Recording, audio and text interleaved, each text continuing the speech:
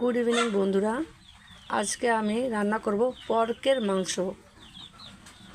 প্রথমে আমি আলুটা ভেজে নেব। দিয়ে দিচ্ছি লবণ, দিচ্ছি হলদি,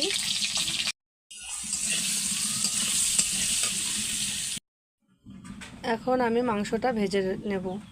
দিয়ে দিচ্ছি লবণ, দিচ্ছি হলদি, দিয়ে দিচ্ছি তেল, দিচ্ছি জিরে, দিচ্ছি পেঁয়াজ, দিয়ে দিচ্ছি আদা রসুনের পেস্ট, দিয়ে দিচ্ছি টমেটো কুচি, স্বাদ মতো লবণ, দিচ্ছি ধনে পাউডার, জিরা পাউডারের গুঁড়া, কাশ্মীরি লঙ্কা পাউডার, পাউডারের গুঁড়ো, হলদি পাউডার, একটু গোলমরিচের গুঁড়ো, দিচ্ছি একটু জল। আমার মশলা ভাজাটা হয়ে গেছে, এখন মাংসটা দিয়ে দেবো। এখন একটু ভেজে নেবো ভালো করে। দিয়ে দিয়েছি জল, এখন কিছুক্ষণ রান্না করে নেব।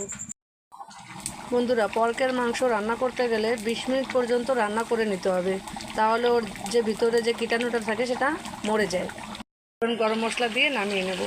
বন্ধুরা দেখো কত সুন্দর হয়েছে দেখতে। তোমরা এইভাবে একবার রান্না করে খেয়ে দেখবে, খুব ভালো লাগবে। এখন রাখছি, টাটা।